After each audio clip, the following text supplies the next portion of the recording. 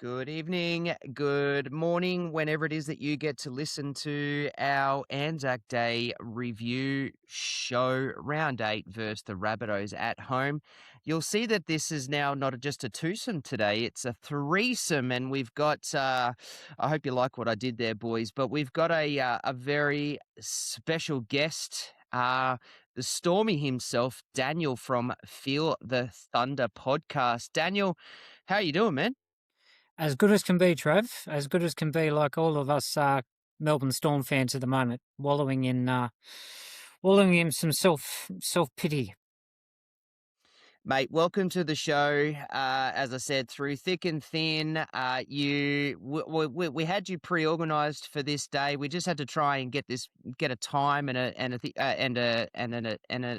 Well, actually, I've just lost my words, mate. I'm just a little bit thrown out by having a special or amazing guest that we've got, but we just had to get that going down. But we were sitting there all week trying to decide whether when to do it, and we were all excited. And unfortunately, through thick and thin, it didn't come through. But mate, how can everyone follow you? Who are you? Just let us all know.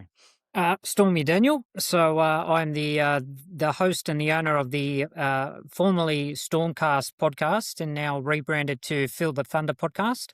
Available on Apple and Spotify, and all good and all bad, wherever you get your podcast from. Also found on social media, so at Feel the Thunder podcast on Instagram, Facebook, podcast, Storm Thunder Pod on X. I've lost count of how many different social platforms I have, but they're the three main ones that you will find my content. Really appreciate the opportunity to come on and join you and Aaron. And again, yes, we got over the logistical challenges. But alas, here we are, and I'm sure we're going to get into the deep dive of the embarrassment that was Anzac Day. Aaron, how are you, mate? Yeah, I'm good. I mean, I had the shits last night. I will get to it, but I did walk out 15 minutes early last night, and I've copped a bit of heat for that today from a few people, and I don't know. Last night was not us, and there was nothing at all. I mean, we scored one try, but it was frustrating. It was upsetting. But I woke up this morning, and I'm back. I feel a little bit better. I feel like, we'll shake it off and we'll move forward. You've watched the replay, hey? I got up. I did it. I don't know. Yeah, I don't know. I had to. Yeah. Look, I haven't watched the replay. I feel like I've watched enough last night to know what happened, and I am not interested in having a look at that replay, to be fair. But look, I'm pretty bloody excited. It is a Sunday. It's an amazing Anzac weekend. It's been a great and awesome Anzac weekend. And I'm going to split this podcast into three. The first one is that we're just going to talk about Anzac Day, the pre-game. We're going to talk about what you boys did. You guys, I think you both were there. So there's a pretty cool story that the boys can tell us. I'll tell you about what I did on my Anzac Day. The second part we'll go through is the game analysis, and the third part is our favourite segment as of everyone's is Grind My Gears, and that has gone off its head in the last, what is it, 7 hours we put it up? It's only been up 7 hours or something, and there's a bulk amount of comments that I just don't know how I'm going to filter through it, but luckily we've got some pretty good superstars in Aaron and Stormy Daniel from Feel the Thunder to talk us through. But boys, let's go. Anzac Day.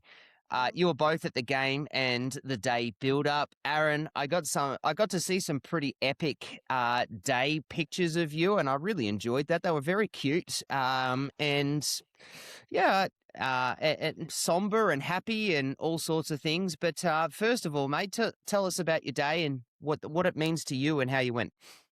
Yeah, look, my grandfather served in World War One for the Navy, and we've got his badges. And my 6-year-old son really last year we took him and he got to wear the badges, and then this year we took him to the dawn service out at the shrine, and he got to do that for the first time, and then come to the game again. He was so excited to wear the medals and be part of that. So it's good to bring your kids up, respecting that day and really, regardless of the win or the loss, the experience there at Amy Park on a Anzac Day is unreal. The pre-game's perfect. The crowd this year were, impeccable. There wasn't a whisper of noise for the whole ceremony. It was just spot on. So again, the Storm have nailed it. The NRL have nailed it, and I think it's the best day on the calendar personally. Talk to us. Well, I guess you went to a dawn service, didn't you?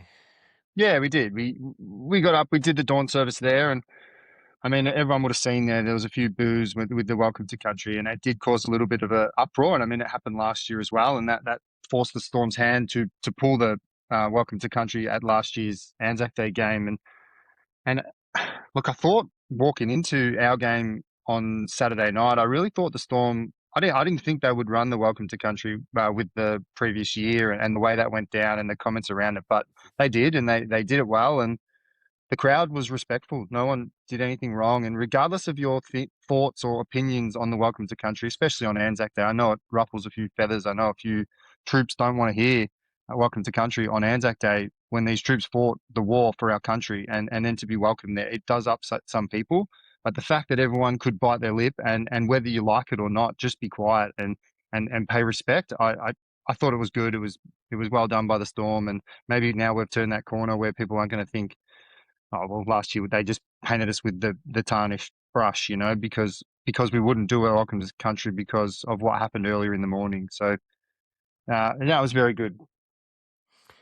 Daniel, how was your experience, mate? You were there. Where'd you sit? How'd you go? What were you there for? Yeah, no, mate, it is I echo Aaron's comments. It is my favourite day on the Australian calendar. It's my favourite day on the rugby league calendar. It's the first game I circle every time the NRL drops in November.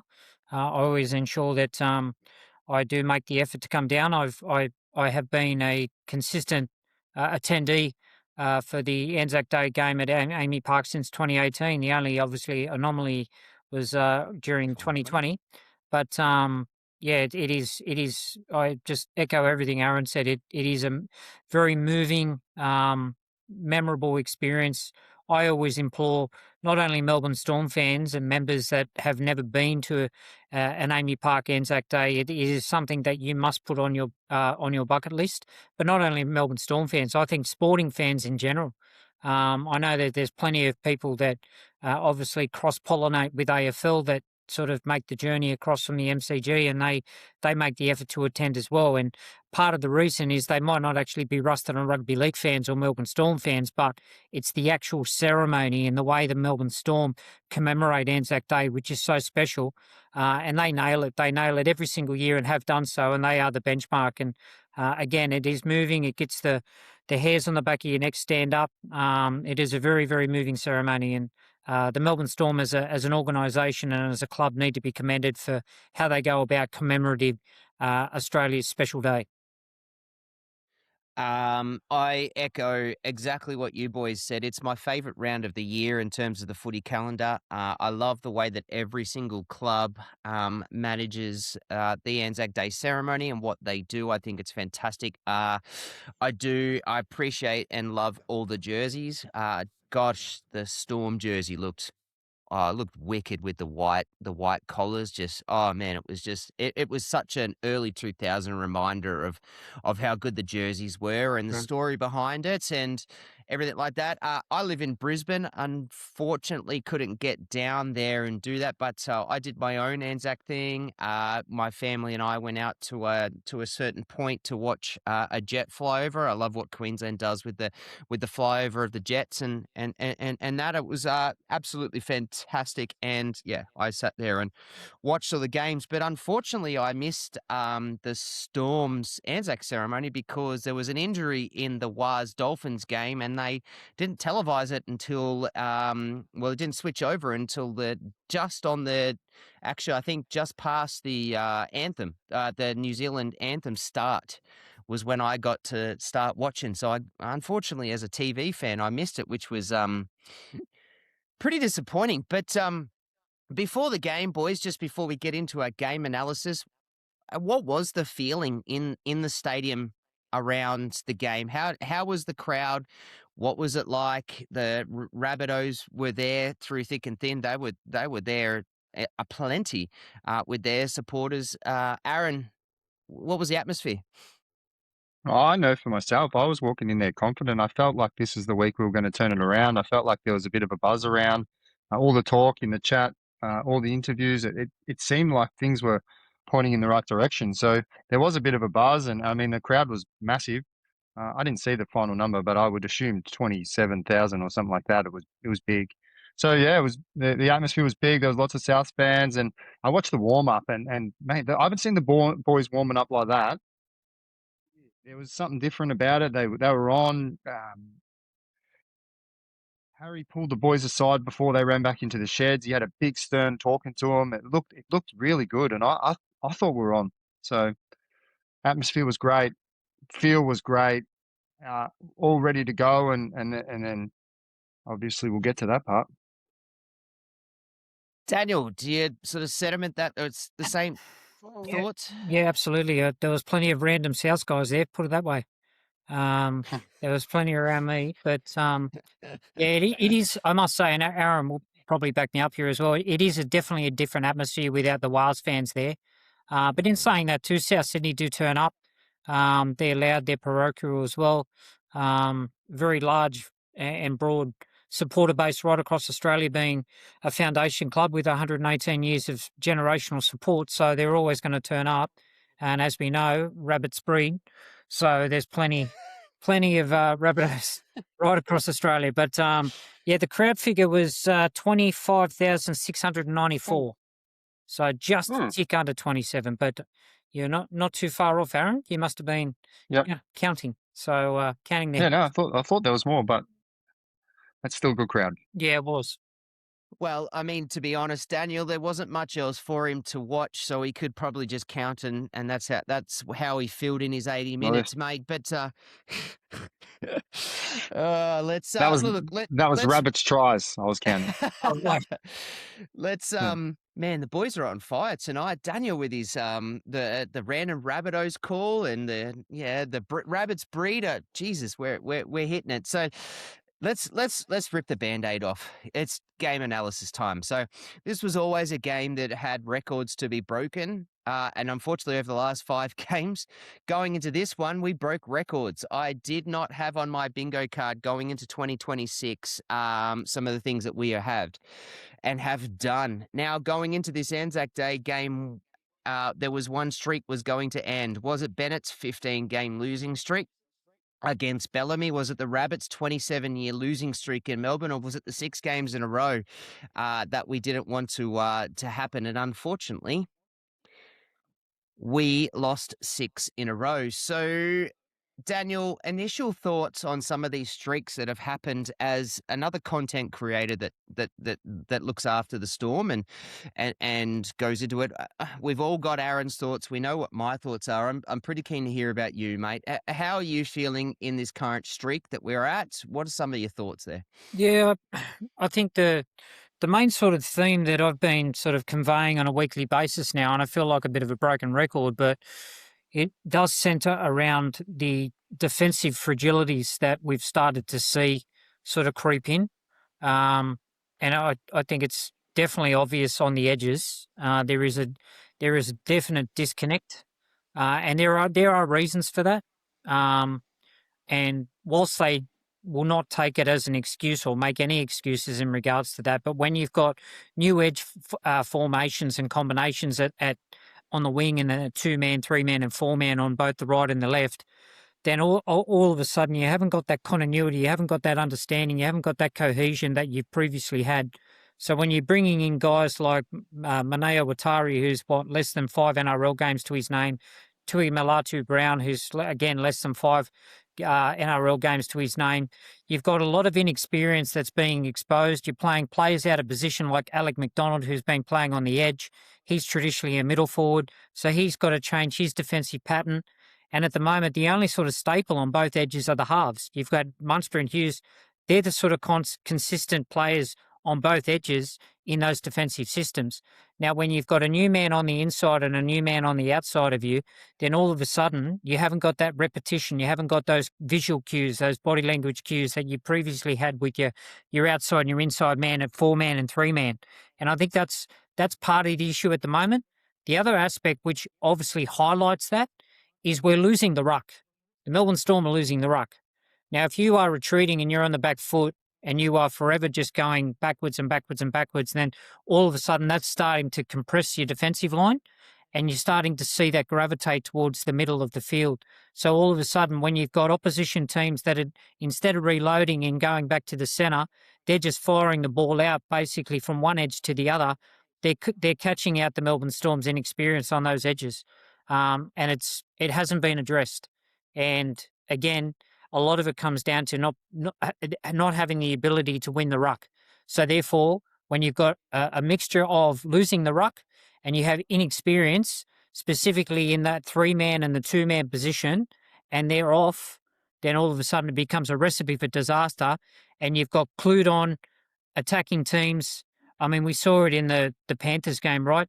Cleary just had a field day picking apart the 3-man and the 2-man, specifically on that left edge. And it's become a very, very big problem. And it was highlighted last night with Cameron Munster probably having the worst defensive display I've ever seen him put in. Aaron, we actually put this, and I love that Daniel called this out around winning the ruck. It's something that we've been able to do for a very, very long time is own the ruck. And it was in our blueprint around what needed to happen last night with the ruck. Is there anything you want to touch on with that? No, look, it's been said, and the rules got changed the week before the season started this year. We've done the whole preseason a certain way, and we practiced and we did what we were going to do, and we've done it for years. And then a week before before the season proper, they bring in a new rule. And look, the new rule hasn't changed that much. And Craig Bellamy said, like, it's not the rules, like everyone's playing by the same rules, but you say that, but it is the rules because we haven't adjusted to it like other teams. And we haven't adjusted to it because we've got that inexperience and we like to play a certain way where we do want to slow the ruck and we do hold on. And we always have tried to hold on, get players on their back, go that little bit extra to try and maybe just spin them halfway around or win the contact and get them back on their back. But now the ref won't have it. You know, it's like every game I look at now, the ruck speed is even. Like I looked our game, it's like bang on even. The ref is calling it. It's fair. It's fair. We're just trying to do what we used to do. So I'm not whinging about that and the rule change, but definitely we haven't adjusted like we need to. Yeah, no, we haven't. All right, so there are many things that went wrong in this game. I'm going to only break down some of the stats because I think otherwise we'll be here forever. And as Daniel messaged in our little private group, we could be here for a 4-hour podcast, and people don't want to hear that, especially when we're on a 6-game losing streak. But I've got some key points. So I've got a few stats that I want to talk about that I think we let's get the guns talking about it, which is Daniel and Aaron. So the first stat I want to talk about is in attack. So we had 12 errors. We were 27 of 40 on the weekend, last night, sorry, at 65%. I've got some extra bits. So round 1, we had 2,178 meters for 225 carries. In round 2, we had 1,718 meters for 177 carries at 76%. We won those 2 games. In round 3, 1975 meters for 218 carries at 84%. Round 4, 1461 meters for 178 carries at 78%. Round 5, 1,184 meters for 159 carries at 94%. That was the game that we got flogged by Panthers. Round 6, 1242 for 162 carries at 88%. Last night, 1,116 meters for 175 carries at 67%. That was round 7. And then to last night, 154 runs for 1,322 meters at an average set of 32.27, which is one of the worst. We had 1 line break. We had 39 tackle breaks. Boys, it's unfortunately, Aaron, it's something that we've been talking about for it feels like for a bloody long time now, and it's literally been 6 weeks now, but we are just getting absolute, go forward. And then Harry Grant just starts to look like he's an average hooker because he relies on a forward when we know full well that that guy is the best hooker in the competition. One line break to their many is just abysmal. Daniel, let's throw it to you to start off with, mate, because, yeah, what are you thinking? Talk to us about that. Well, it's the same thing. I go back to what I was saying earlier in regards to not having that ability to win the ruck.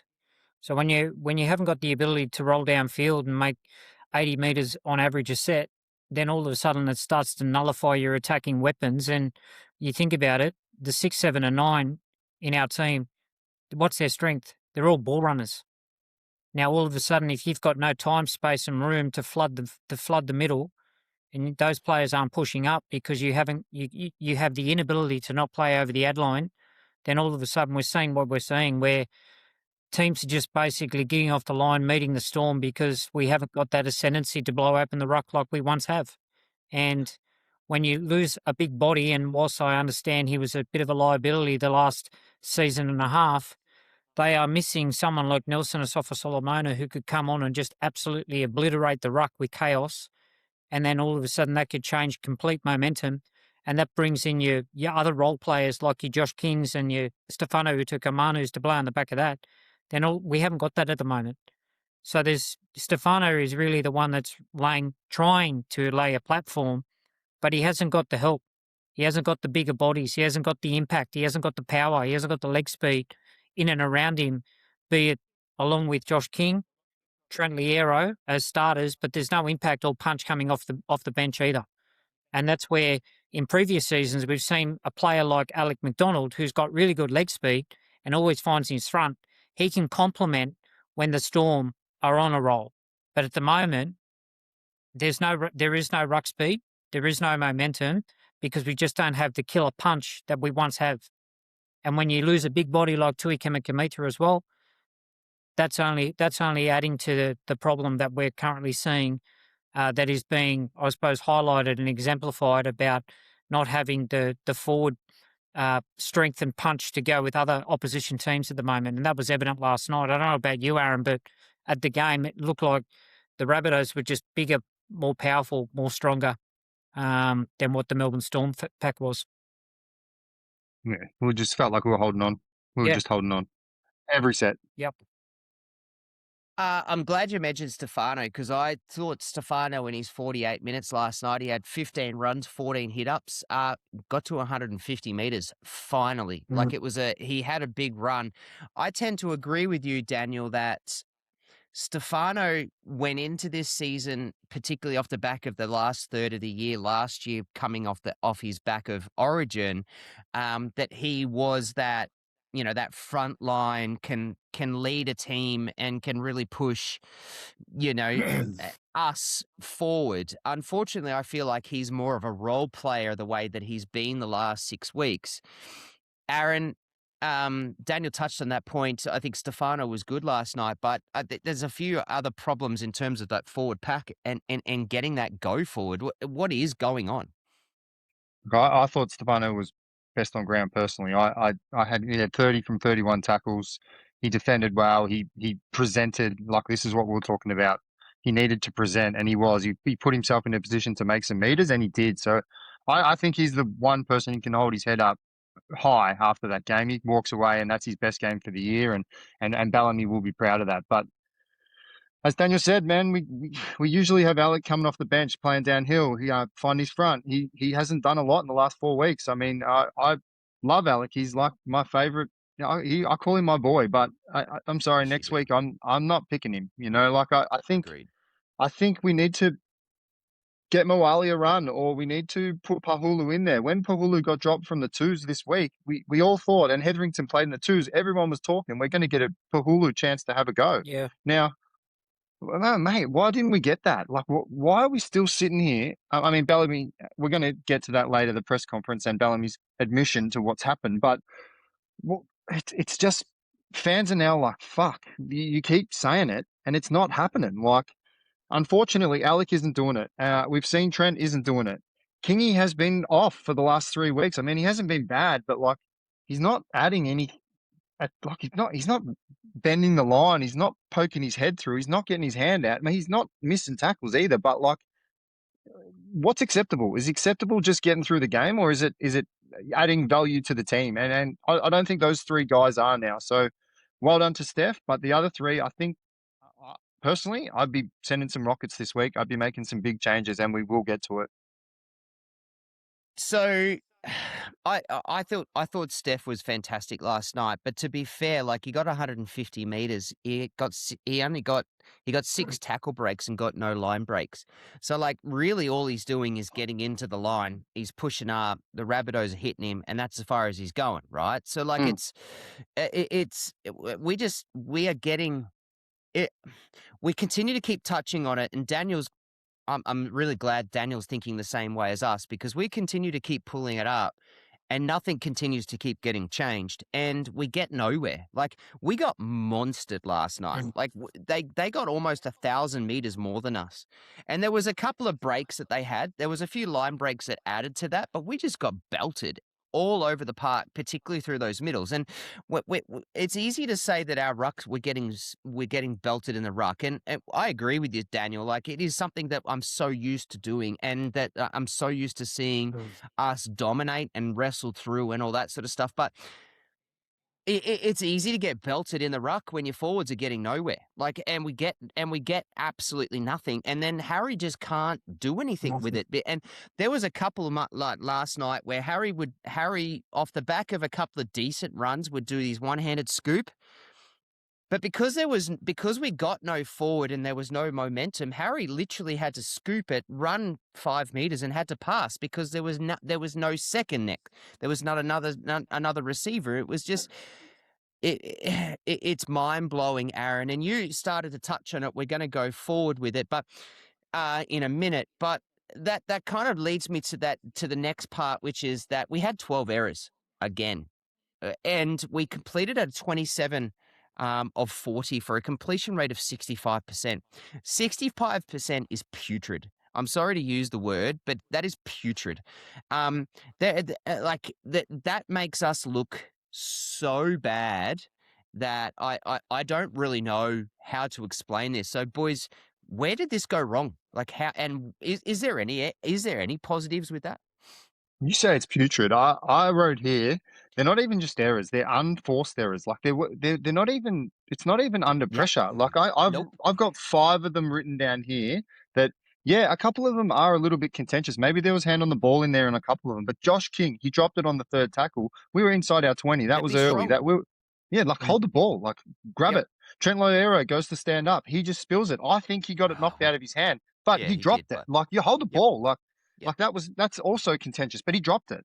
Then Meany dropped that catch. Yeah, it goes forward. It's a fucking piece of piss catch. Like catch that. Next one, Warbrick knock on inside our 20. Again, there's no pressure. Like it's a simple mistake out of nothing. Like it's nothing. And we're on the march forward, and then we turn it over and we give them the ball back, and they've already got momentum. Then the last one was Alec McDonald with his loose carry. He you know what is that? It's so yeah, unforced errors, not just errors, just nothing happening and you make a mistake. There was Daniel, there was an interesting stat that I got lucky enough to hear because I was on the TV, that there was in the first 30 minutes, there was 3 tackles in our 20. Yet we were down 5 like tries. 20. Yeah, there was 4 tries. 4, yeah. There was 3 tackles. So we only like in 20, yet we were down by 4 tries. Like, talk to me, man. Again, mate, I think it's an issue that defensively, it is I think it is a system issue at the moment, but I also think it's an individual issue. So when you've got players that are coming out of the system to try and solve and try and shut down opposition shape, that speaks to a wider problem. And the other thing too is winning is habitual, losing is also habitual. It becomes a habit. you forget how to win. And usually that coincides with being down on confidence, not having trust, not having belief on the man next to you. And I think these are all factors that if you put them all into a melting pot, you'd probably get the answer. So I don't think it is one specific issue. I think it's an array of different issues at the moment that are contributing. And to the point that Aaron was saying about the unforced errors, that could be a confidence thing as well. I know it seems simplistic. Hold the ball, protect the ball, guard the ball with your life, all those fundamentals you taught as a 6-year-old when you first start playing rugby league, right? But, if these guys are doing that at the first grade level at the NRL, to me it speaks to a bigger issue. And I think that may be where this current team is at in regards to its confidence. We've been reasonably good at holding the ball this year. Like, if you look back at the stats, our numbers are good. Like, we're up the top of the competition. This game in particular was disgusting. Disgusting. There was no care for ball control. We weren't tucking it under our arm. And like, mate, they're strong. Latrell is a fucking monster. Like, he comes and hits you, and then he gives you one after. Like, that's what he does. Like, and not just him, mate. Tallis Duncan was doing it. Cody Walker was doing it. And yeah, it's good on them. Like, I'm not saying it's a bad thing, but like, where's our killer aggression like that? There is none, Aaron. We've got no one. We're not doing it. Yeah, there is none. There's no aggressor. There's no enforcer. There's no one that scares the bejesus. Yeah, there's no one that scares the bejesus or strikes fear into the opposition. Yeah, but there was in the first 2 rounds, and then it literally disappeared. And Stefano, I think, is one of the keys. Like, he is supposed to be our enforcer. He was supposed to step up, and it wasn't until this week where he's actually finally got some meters. And then I saw it, and then I sit there and I think, well, yeah, he got meters, but with what? Like, we got nowhere. And it wasn't until, whilst we're sitting here talking about our attack, it wasn't until Sewer. And I'm going to say this, unfortunately, probably puts one of the greatest tries you're ever going to see through, and there was literally no celebration, none. And it's only because for the first time, that's our one and only line break for the game. Isn't that freaking hilarious? That off a kickoff after a try, he gets that, and it's our one and only line break. And what that assigns to me, and it starts to talk to me, is, Daniel, you sort of alluded it. The guys just aren't trusting what's beside them. But isn't that a problem in itself? Like, is that really, is that acceptable? Like, I don't know if I want to accept that, because this is a team who came into this team? No one. Over in the off season, we had no major signings that started for us this year. Like, this is basically the same squad as what it was last year. Yes, okay, so we've lost Pappy, but I'm pretty happy with the way bloody Sewer's playing, so I'm okay with that. We've lost Eli Katoa, but we lost him in September last year. We lost Nas, but to be fair, everyone was calling for Nas to go. Well, not everyone, but the majority was saying it's time for Nas to go. He's a liability. Like, we lost Garlic, role player. We lost Anderson, role player. Like, is that really an acceptable excuse, Daniel? Do you really believe that? Well, those names there, the one thing they had compared to the current players that have come in, or be role players, is that they had games under their belt. They had reps under their belt. They had experience under their belt. The thing that the Melbourne Storm have always prided themselves is having that next man up mentality. Stability. And when you haven't got that experience at the moment, there is no next man up, because these guys just are too green, they're too raw, and they're being exposed. And then, like, there was a sequence there last night. They had a shift to the right edge.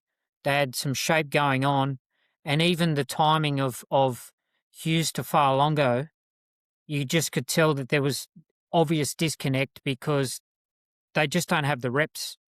Like, the old days, Pappenhausen would have been there, because he's been there for such a long period of time. He's done X amount of preseasons since 2018. He would have done rep after rep after rep, knowing where to be, knowing where to stand, knowing where to sweep around on those tram lines. And Hughes then shifted the ball last night, and Farlongo wasn't where he should have been. And to me, that's a glaring example of the inexperience in this team at the moment. Yeah, okay, he's been around for 2 or 3 seasons now, but he still hasn't played a lot of fullback in first grade.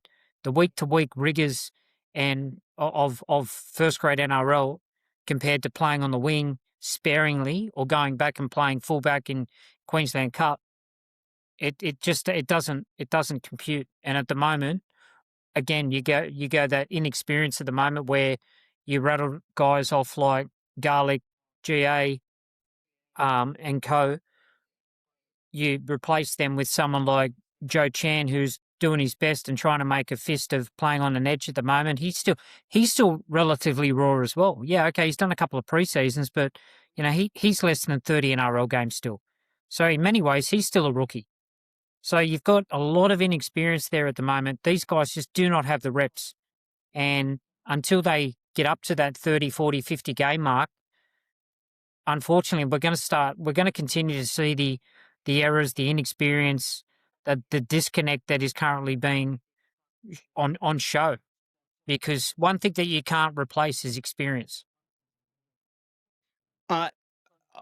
Okay. So let's go to defense then. So yeah, I get the connect. I get the timing. I get that there needs to be relationships. I get that there needs to be practice. But defense, a lot of the time, it's it's far from that. It's just effort.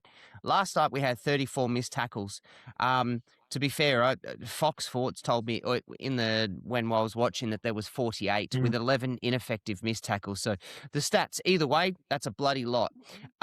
We only had 2 penalties. We only had 5 ruck infringements, but it felt like that those 7 penalties, 7 errors that we had on defense resulted in pretty much a try every time. Like one of the ruck infringement, there was.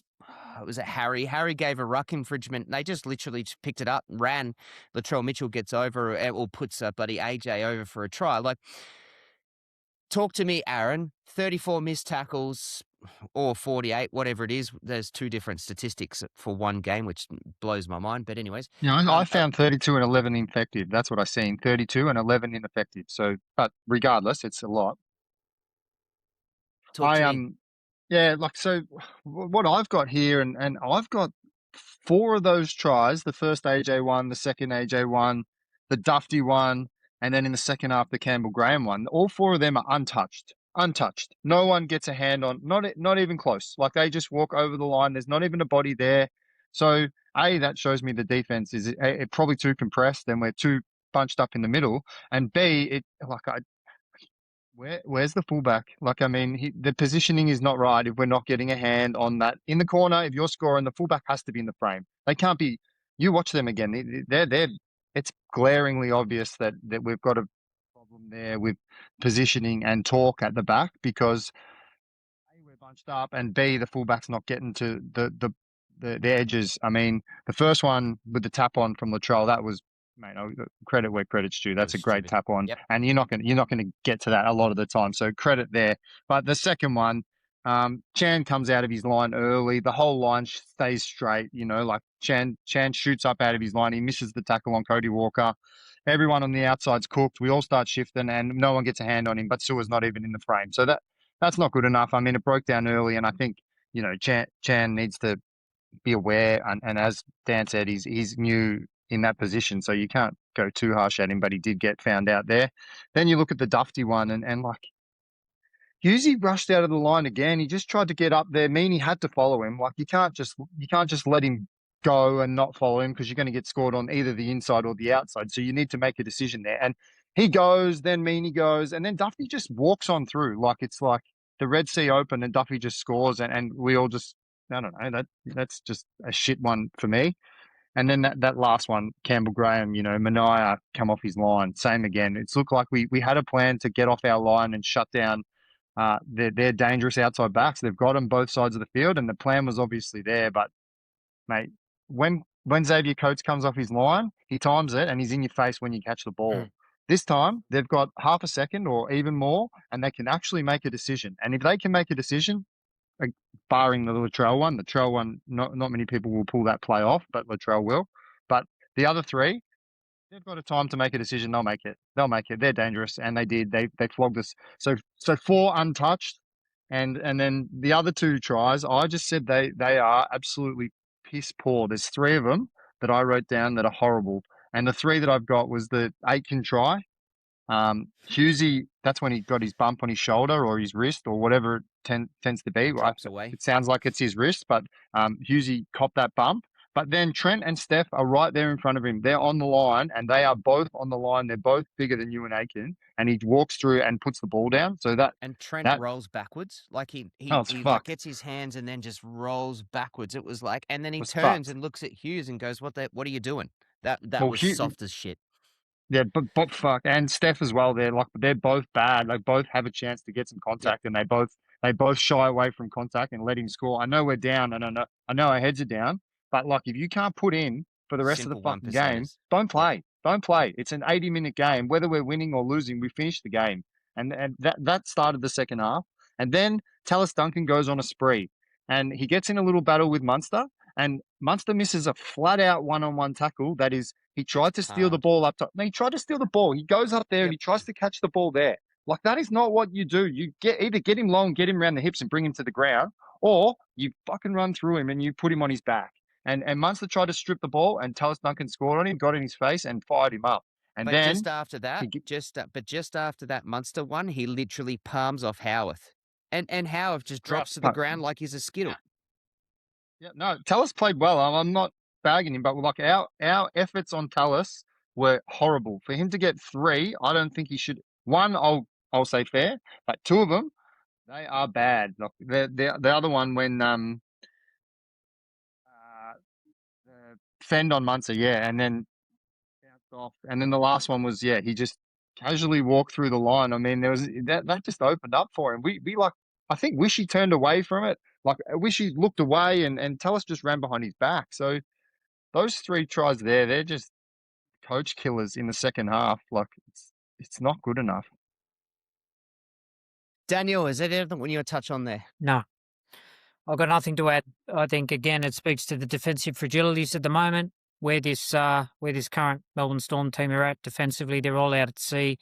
The goal line D has just been absolutely pathetic, and for a defensive orientated coach like Craig Bellamy, he must just be sitting there staring at the ceiling at night, thinking, "How the hell is this?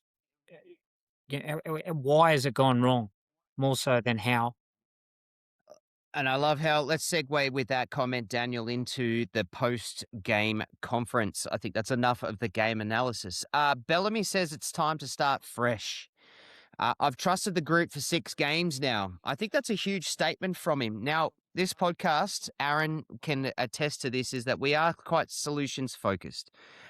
We will call it how we see it. We will play with what we've got. We love the Storm, but we are solutions focused. So who are the most due for a run in the resis, in the twos, boys? For multiple reasons, to either fix an attitude, to fix a performance, to add in a solution. So what I'm going to do is I'm going to go through the list of positions. I'm going to start with the hooker, and I'm just going to fall all the way through, right? Hooker. Boys, yes or no, does our hooker need to be does our hooker need to have our attitudes fix, our performance, or our solution? No, for me. We stay with Harry. Yeah. He's a captain. Yep, absolutely. I don't think Harry's been that bad, to be fair, and it's not the Harry that we're all used to getting, but there's not much Harry can do when our forwards do nothing for him. So therefore, let's move into our forwards. Is there a change that needs to be done in our forwards? Yes or no, Aaron? I'll go on a big shake-up this week, personally. If it's me, I'm starting Clark at 10. I'm putting King either back to the bench or I'm giving King a rest. I know Kingy's Bellamy's whatever they call him, like he's favourite, but I don't think King's been great. So I personally either resting King, but I'm putting Clark into the 10. He's earned it. He's having a crack. So I think that way we can then put someone on the edge who is an edge back rower rather than a fill-in. So I think it kills 2 birds with 1 stone. I don't think Alec will play next week. I don't think he's been good enough. I think he needs a rocket. I love him, but I wouldn't play him next week. I'd personally bring Mawali and Pahulu in. I would play one at lock and I would move Trent back to the bench, and that can be the rocket that fires Trent up. Give him less minutes. Give Pahulu a go. He's had 2 weeks now at 13 in the resis. One really big game, one average performance, but I mean, he's been there, and Bellamy said he's going to make changes. So let's fucking change that forward pack right up this week. Daniel, yes or no? Forwards need a change. Absolutely. Echo Aaron's comments. I'd be looking at Paulu to make his club debut. I'd be getting Jack Hetherington as well. I think we need a bit of crazy. He has that ability to have opposition forwards looking out of the corner of their eye. And he, along with Paulu, could probably bring a little bit of punch that the Melbourne Storm need. I think Lazarus Valleapu potentially could be another player that might come into calculation. He's a bigger body, might not play a lot of minutes, but he could provide some impact off the bench. So they're the three sort of changes that I'd be making to the middle. I love all of those calls. I actually think I wouldn't put Trent to the bench this week. I'd send him to the resis and say go and dominate and then come back. I need to see 2 weeks of you just absolutely dominating, and get him in. I think Stefano. We have to, if we're going to drop King, which I suggest is. I'm with you, Aaron, as well. Then Stefano kind of has to start. You can't put Clark and a Pahulu or whatever into that forward prop. So it'll have to be next to Stefano. I love the Clark call, and I just think he's just tried his ass off, and that's all we were asking for now. Like, we're literally just trying for effort. That's all we're asking for players to do is effort. I like the call of Pahulu to the 13 only because I think just some serious things need to change. I think Alec McDonald out. Moali and Hetherington, other than last night, Hetherington has been playing. They're not getting any minutes and not any meaningful minutes. So I just think a shake-up needs to happen in terms of those guys so that they can get some meaningful minutes. I also think He got Wishart, 66. He had 66 in the twos on Friday night. He had 66 minutes for 150 meters. He had 13 runs, so not a bad outing there for the twos. So maybe that fantastic. was, yeah.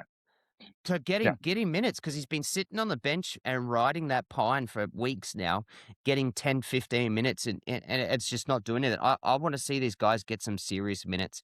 And I think that's how you get buy-in back through your players, is that they sit there and they think that their spot's up for grabs. Edge back row. So on the weekend we had Clark. Last night we had Clark and Chan. Does their need, and then off that came Blore came through to start just before the half. I think he played 44 minutes. Blore ended up going in there, and Clark went off. And then Blore stayed there in the second half. Boys, edge back row, yes or no? Daniel, we'll start with you this time first. Please move Cooper Clark back to the middle. Do not put him on an edge. He's a modern day prototype middle forward. He's not an edge player. I want to see Blore back there. He's obviously 2 games back now, obviously limited minutes, but prior to that, he played 2 80-minute performances in New South Wales Cup. He's a second rower. He's got that continuity and that understanding with Munster. I'd be putting him straight back on the left edge. I would persist with Joe Chan, purely the fact that I think the more game time and the more repetitions he has in that position, he's only going to get better as well. And the other aspect too is, if you're going to replace Joe Chan, you've got to have someone better to replace him with. And at the moment, we just do not have that depth to cover another edge back row spot unless you're going to be trying to manufacture another player to play on an edge as well. So keep the middles in the middle and keep the edge back rowers on the edges. Geez, it'd be nice if Oren Keeley came over early. Aaron, yes, no? Look, yes, definitely. I'm definitely not playing Clark there next week. I think I thought Blore, his game was a bit lazy last night. I don't think he really, like, he looks a bit unfit. He looks like he's not fully invested. I know there's talk of him leaving. I don't know how happy he is at the club. I don't know. It just doesn't feel like the Blore of last year. So I don't know. Definitely, I think, like, ideally get him to the edge and get him playing good footy. Absolutely. And get Clark back to the middle. So that side, yes. And personally, I'd be giving Chan a rest. I mean, I thought he had a couple of good rounds, 1 and 2. I think he's been poor. I think, like, even like last night, he made a few bad reads and he missed a few tackles as well. And I don't know. I don't think you can just. We're going to have to go the depth. You bring in like a Preston Conn or you bring in an Angus Hinchy, and maybe you are prepared to lose next week, and maybe you do lessen your side doing that, but you make it clear that if you don't put in and you don't do what's asked of you, you won't get a game. Just because we don't have the depth doesn't mean you can put out shit performances. So I don't know. I would change Joe Chan as well, and potentially I would change both of them, and I would put two rookies in there, and I'd say I don't care about the wins and losses anymore. We've just dropped 6, so just give me effort. And if we can go away and say you had a crack, good. The one thing with Blore too, Aaron, is that it's very hard to come off the bench when you're on the back foot and try and get yourself into the Yeah. game. I think we've got to factor that in as well. If we were on the front foot, Yep. it's a different story, as you may mention before, Trav, running downhill and having that sort of momentum. But when you're coming off the bench and you're already behind the 8 ball and you're on the back foot right from the get-go, it's very, very hard, especially for a player on the edge, to get involved and get sort of any sort of ascendancy going through the forwards. So I'll cut him some slack until that momentum starts to shift and change. Stanley Hune is a player that is playing on an edge in New South Wales Cup.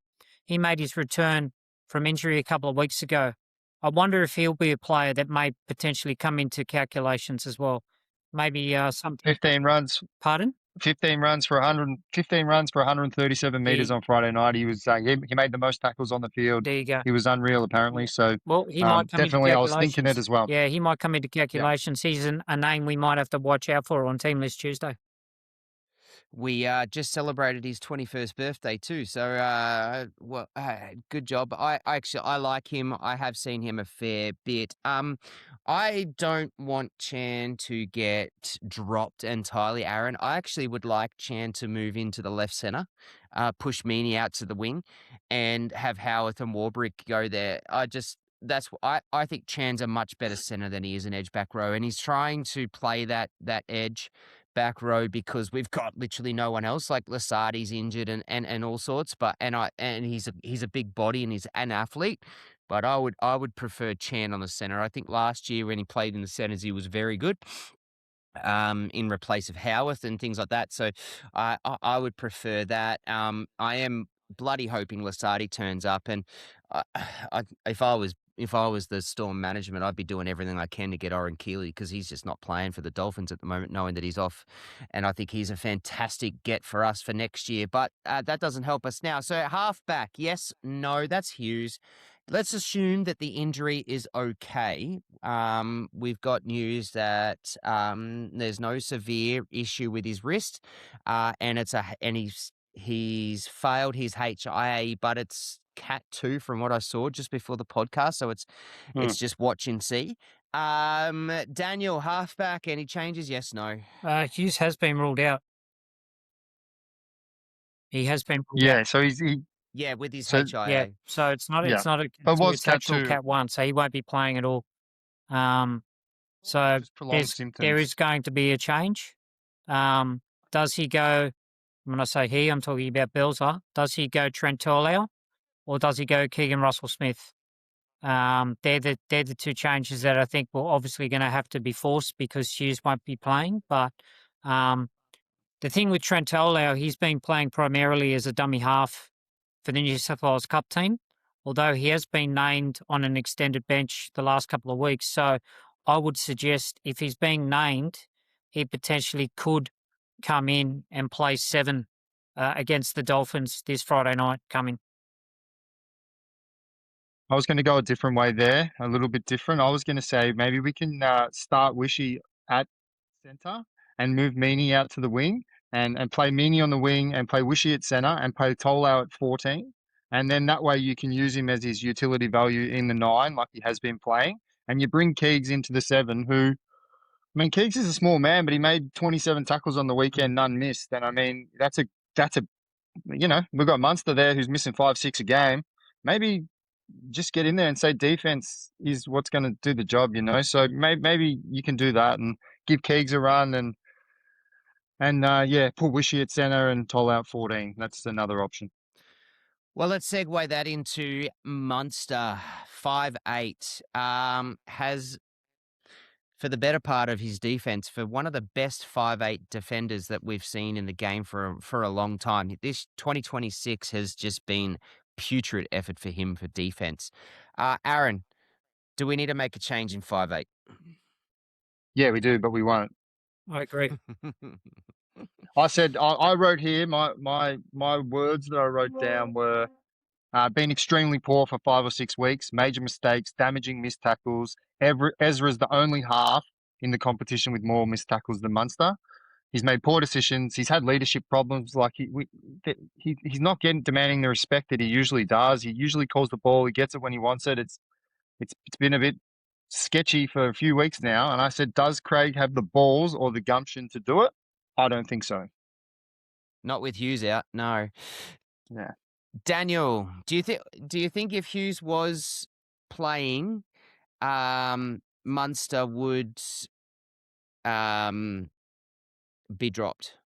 No, I don't. I think he's got a mortgage on that position. Unfortunately, I personally would be making the decision, but I think his currency and the credits in the bank about his body of work over a long period of time is going to save him. I'd say Billy's also in the ear saying he's going to play Origin still. Left edge, yes, no, and what are they going to be? Because I'm going to say yes. Yeah, I said before I'd move Chan. Oh, you mean wings? Either of the centers and left. Let's just talk the left edge entirely. Center and wing. Yeah, I'm putting Meany out to the wing. I mean, we've named that way and we've done this late change 2 weeks in a row now. Mania's not it for me. I mean, don't get me wrong, I don't mind him, but he's been found out and he's been found out a few times now and we keep putting him back into that center position. And this week we had to change mid-game. Meany and Howe swapped.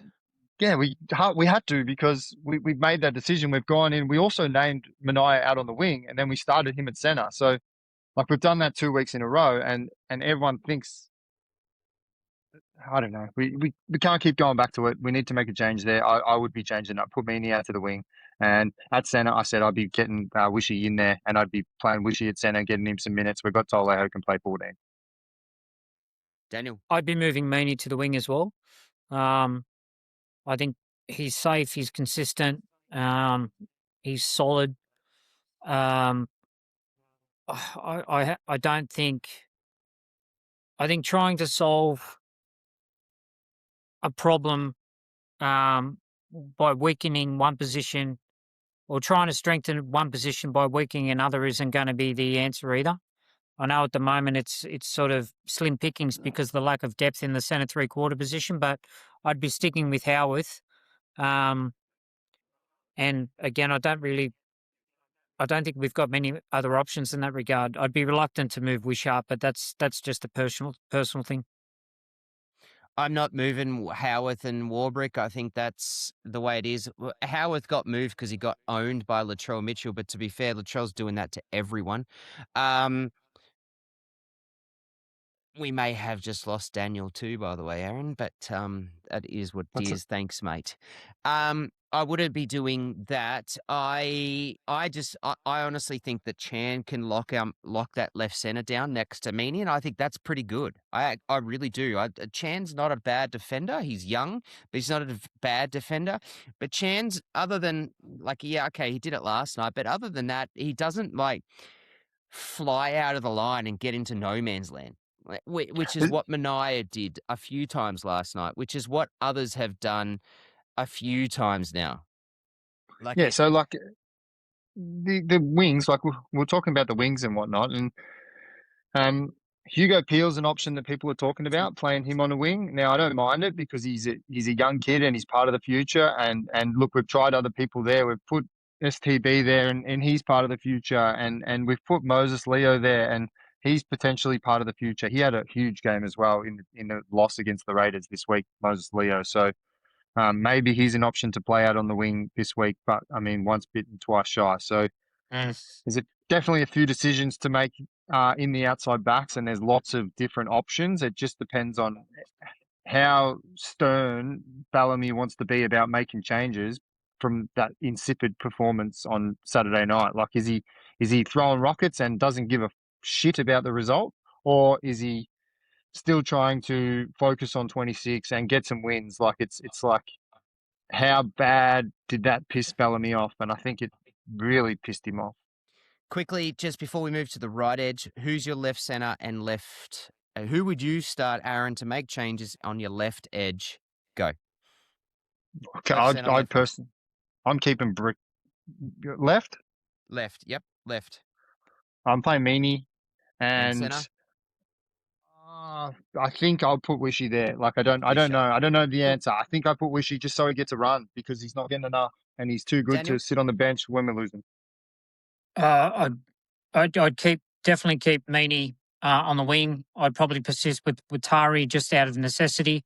Right edge, I'd keep Brick and Howarth together. I think they obviously have the reps. They trained all preseason in that regard. So obviously last night was a bit of an anomaly because Latrell was just absolutely destroying anything in front of him. But I would persist with Howarth and the Brick on the right, and Meany definitely on the wing on the left edge, and Watari at left centre. Fair call. Right edge, Aaron, quickly. You're going to stay the same, Warbrick Howarth? Yeah. I Yeah. wouldn't change that. No, I agree. Next post question is a post game question of fullback. All Are you right. changing Sewer? You can't. You can't. Yeah, I think it'd be a bit of a risk if you dropped him for Hugo Peel, who's a rookie as well, coming into a team that isn't travelling well. It could do all sorts of things to his confidence as well. That's always a big risk. And one thing that Aaron, I'm sure you and Trav, you guys agree. Sewer is having a go. He's trying. You can Correct. tell. Yeah. Absolutely. So Yeah. the effort's there, and you got to reward effort. And I thought defensively last night he's been pretty good, and I don't think defensively over the year he's been all that bad. I know that Aaron's called a few things around where's our fullback, but Jesus, so that I agree with you. Like, I understand what you're saying, but it's harsh at the same time because our middles and everyone else is letting everything else down. That where else is like Sewer's just got to be all over the place, and he can't be. And Yeah. it's unfair. But there was a whole heap of tackles that he made. That there was two that saved a try. And then I think on the other side of it, it's not just even about his defense; it's what he provides on his offense and in attack. And then the last spot I want to talk about is and I left this as last, is the 13. Aaron, I understand where you are. I get what you like, but you've been you've sworn more in this podcast than I have seen you in 8 weeks, mate. Tell me about the 13.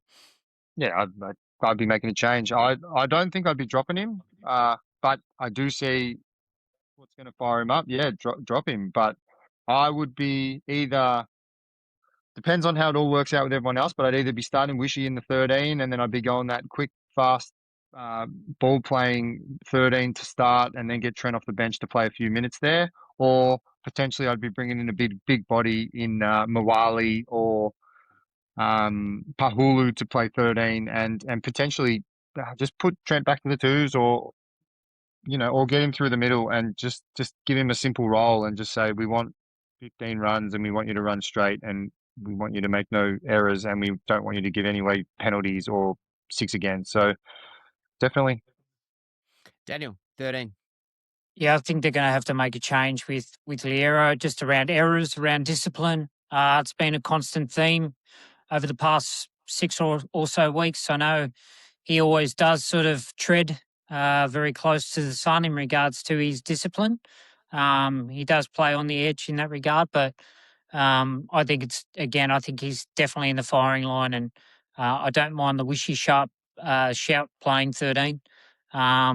In saying that too, there is an option. I suppose they could move Kingy back to lock. I know it's just basically a third middle forward role as opposed to a conventional ball playing role, but that potentially could be you bring someone else in to start alongside Steph and push Kingy back to 13.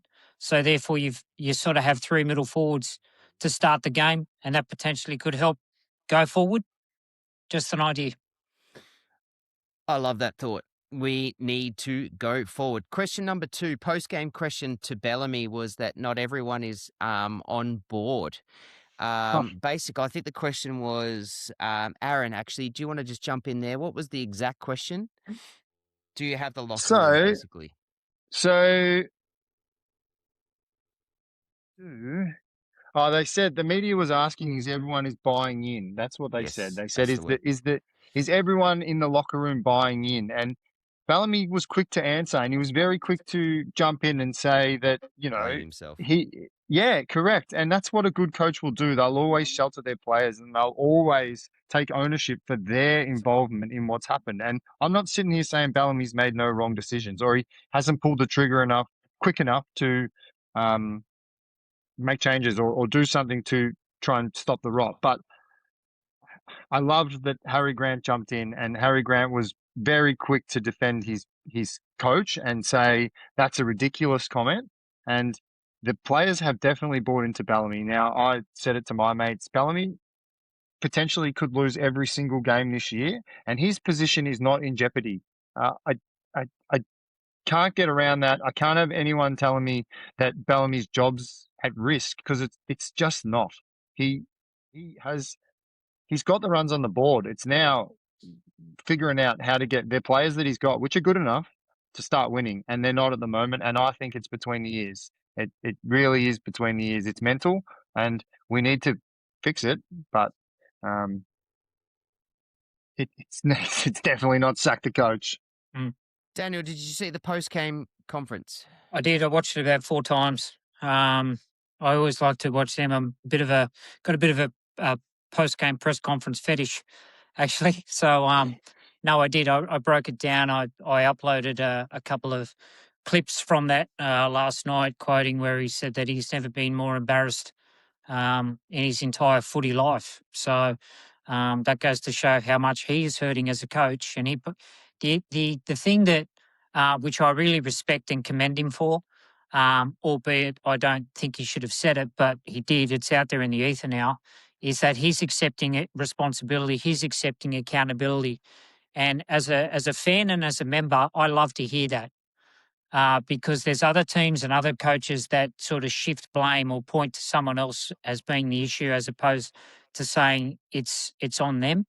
The good thing is that when you got someone like Harry Grant, who fired back at the question from Melissa Woods, who works at AAP, and she's always at Melbourne Storm media conferences during the week as well as post game, is that for him to basically deadpan that, or was it Lara Pitt? Might have been Lara Pitt. It was Lara Pitt. It was. Lara That one Pitt. was Lara Pitt. Yeah. Yeah, and I think that goes to show exactly what you said, Aaron. He has not lost the dressing room at all. He is the safest coach in the NRL. There is no way the Melbourne Storm would even contemplate sacking or moving on Craig Bellamy. He's not under threat at all. At all. And at the end of the day, he has the ultimate respect from his entire playing group. And just because they've lost now 6 in a row, it's got nothing to do with him losing the dressing room at all. He said, obviously the off-field staff are doing things wrong, and I'm included in that. And I ain't doing my job as well as I should be. We might have to go downhill a little further. I think it's time for some changes. Now, that's a telling comment. That means now he's realised that the 6 weeks where not 6 weeks, but the last 3 weeks where he said he's going to make changes and he hasn't, he's now realised that if it means losing next week or the week after, he's going to make changes. So I think the talk has stopped, and I don't think we're going into Teamless Tuesday this week with no changes. I can't see a world where that happens. I agree. I hope that happens, because as he said, I've stuck with this team for 6 weeks and it hasn't worked, and that was exactly what he said. It was and how he said it. So I am hoping that that's exactly what happens. Oh, there's an echo, Aaron. Sorry, I'll fix it. I just got to. I've taken my headphones out, so they've died on me. But I'll fix it. Give me 1 sec. I'll just mute you until. Thanks. The next question on the part of what happened was the road forward may mean steps backwards, which is what Aaron just said before. What does this mean for you, Daniel, in terms of the boys, and as Craig, the team success moving forward, the depth issues and or competitiveness? Yep, absolutely. I think all of that. I think we know with Bellyache, he's going to double down. in regards to working hard. So they're going to be continuing to do what they've done. They're going to continue to chip away and work hard at training, and hopefully that translates to the field. He's intimating that things could get a whole lot worse before they get better. To me, speaks to exactly what he sort of referenced in the press conference and what Aaron just spoke to in regards to, I think we're going to see some changes. And if there is going to be a whole lot worse before it gets better, to me that says that he's not going to be afraid to be making wholesale changes. And hopefully he does make good on that. And if that is the case, and we get our asses handed to us against the Dolphins and the Tigers the week after, and that means that you're giving guys an opportunity, they're going to be better for the run long term. So maybe it is a bit of short-term pain for long-term gain. I agree entirely. Aaron, you might be still on mute, mate, after I muted you. You are. Oh. How's that? Yep. No, There you're we good. go. He's Good. back. Anything you want to add to that, Aaron? The last thing that Bellamy said, to be honest, we don't have a lot of depth there in first grade, especially with first grade experience, but we'll find a couple of guys that want to go there and have a go. And that's what's going to happen. And that's what we just talked about. Love it. All right, boys. Is there anything else you want to add to it? No, that's good. That's good. 3, 2, 1s. Aaron. Yep. I'll go simple and fast. I gave it to Steph. That's what we wanted to see. He done what we asked of him. I think he can hold his head high. 2, I gave to Cooper Clark. I thought he tried hard. I don't think he had the standout game by any means, but he had a crack, and that's what Bellamy wanted, and there wasn't many on the field that you can say had a genuine crack. And then 1, I gave it to Sua. I don't think he looked like scoring all game except for that one freakish try off the kick. Like I don't think he looked damaging. I don't think he was at his best. I don't think we gave him opportunities to be his best. But Daniel pointed out before, he's got a look in his eye where he gives a shit, and that's all we can ask for, especially in a putrid performance like that when you've got 13 blokes that aren't giving a shit. So I gave Sua my 1. So 3, 2, 1. Steph, Cooper, Sua. Daniel, your 3, 2, 1s. Stefano, definitely 3. Sua, 2. And Cooper Clark, 1. All right, I'll just write this down. All right, so Stefano 1, Sua 2, Clark 1. Myself, I went Sua 3. I just like his effort, and that try is the only time I'm just going to give that. Stefano gets a 2 for me. I thought he was good. And 1, I just don't want to give anybody the 1 vote, to be honest. I thought about giving Pahulu my 1 vote just to fucking say, yeah, he did the best and he didn't even get on the park. I don't know where you were, Aaron, but he did the Tour de France on the sideline last night. Oh, did he? No, Oh, mate, he was on the bike. He was on the bike for about 60 minutes. He's got big legs, so he would have been all right. He certainly does. Boys, let's go to the fun stuff. And I don't know if I go through the chat, it's going to be all that fun, but let's get into it. There is 46 comments. I'm just going to refresh it to make sure. In terms of, it is now our segment. You really want to know what grinds my gears? Grind my gears. Aaron. Yep. You can start us off. Mine's a bit of a joint one. It's one that I seen on there, and it's one that rings true with me as well. So it's kind of like my one, and it's one from the community as well. And it was from Linda Dennis, and this is what Linda posted. She said, "What really grinds my gears is people saying we aren't true Storm supporters because we thought last night's game was embarrassing. Good enough for the coach to say, it's good enough for me. Do I still love my team? Of course I do. That doesn't change."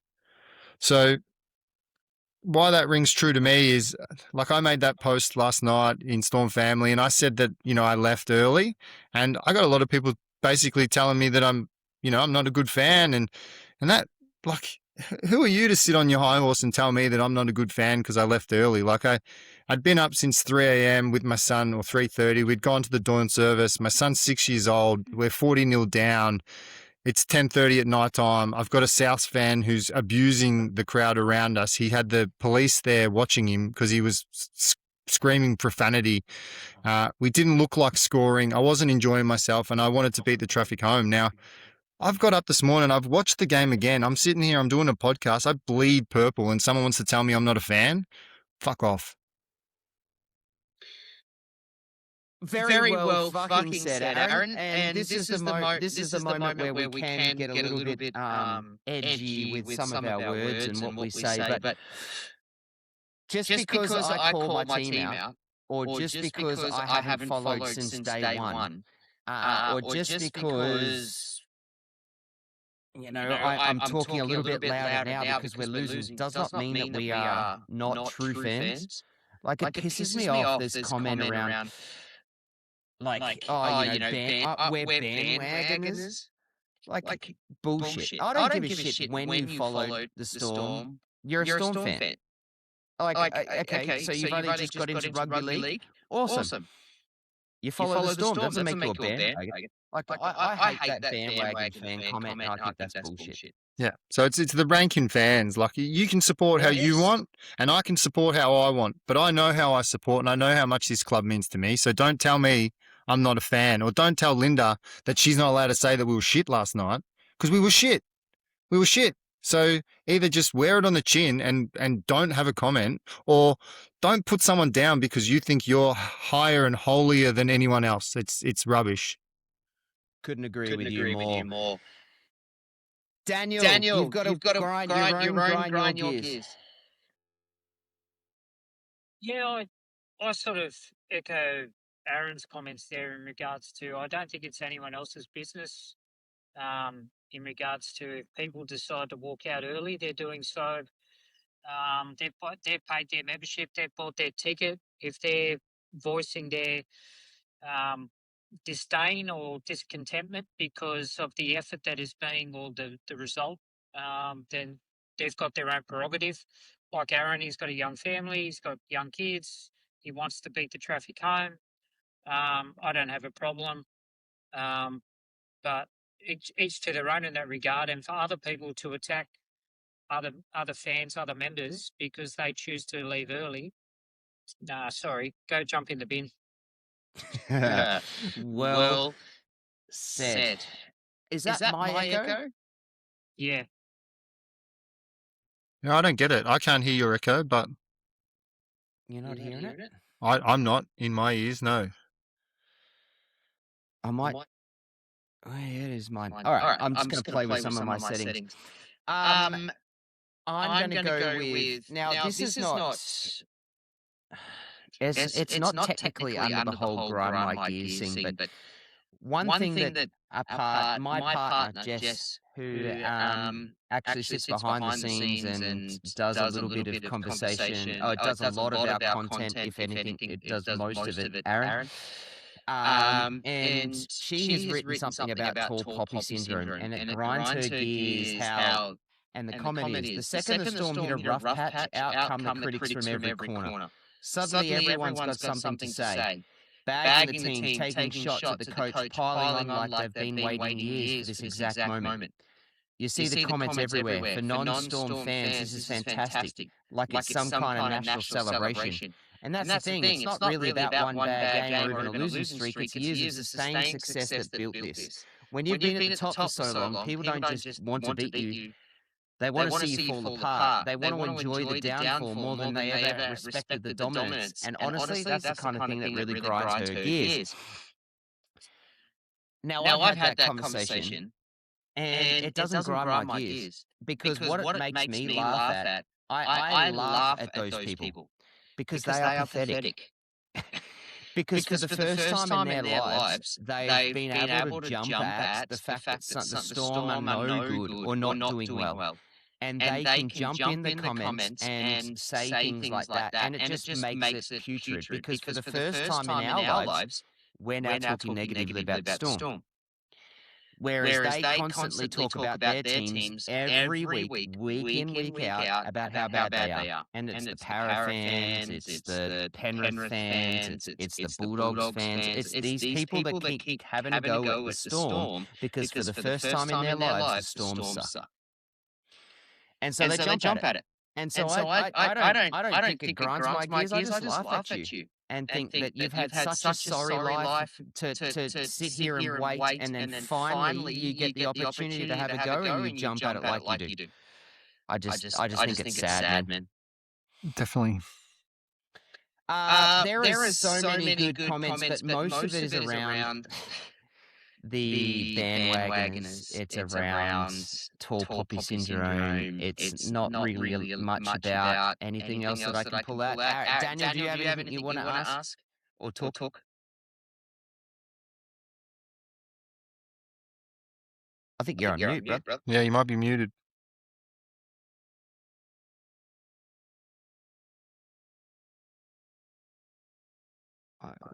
Can you hear me now? Yeah, I gotcha. can. Yep.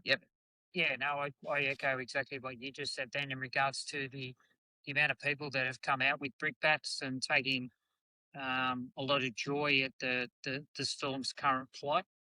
But that just goes to show the tall poppy syndrome that exists in Australian sport. They love to tear down winners and success, and when they haven't had the same level of sustained success that the Melbourne Storm have had, then it's they all come out of the woodwork in that regard. But alas, we've enjoyed a period of great success, and I suppose that makes these times a little bit tough. But what will happen is that we know that this club wakes up in the morning in pisses excellence. They will get back to exactly where they need to be. So any sort of dip is only going to be temporary. So let the haters hate. That is incredibly well said. Thank you, Daniel. That's the end of it. We're at the end of our review show of one of the toughest losses I've had, the Storm, and watched the Storm for a very long time, and unfortunately it's on the back of 6 in a row. Daniel, can you just remind everybody how can we find you again? You can find me at Feel the Thunder Podcast on Apple Podcasts and Spotify, as well as on Instagram at Feel the Thunder Podcast, Storm Thunder Pod on X, and on Facebook is Feel the Thunder Podcast. Awesome. Love your work, Dan. Thanks for coming on, mate. Thanks for the chat. It was a good one. Good to have an extra opinion on here, mate. So a different opinion that, we all love it, and we all, like to hear the opinions, especially knowledgeable ones like yours, mate. So we'll do this again at some stage. We appreciate it. Really appreciate the collaboration, boys. It's, as I said, became a bit of a therapy session. So thank you. Exactly. We all need therapy after that. Absolutely. Daniel, bloody legend, thank you heaps. Go and enjoy your dinner. I just want to give a quick shout out to our sponsor, Freedom Finance. Give Con a call for your mortgage and finance support. And I will have all of Daniel's links and things to find his stuff in our bio here for this. And boys, it was a tough carry. 6 in a row, but we front up week in, week out. We support the group. We come at this with a solution focus.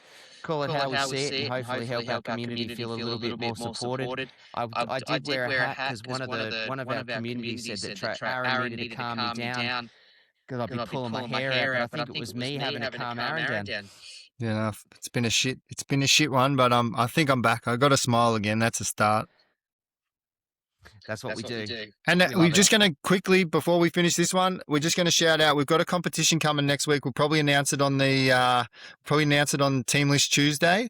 So it's City Sports helping us out with something special this time. So we will announce it next potty. All right. So keep your ears and your eyes open. It's a good one.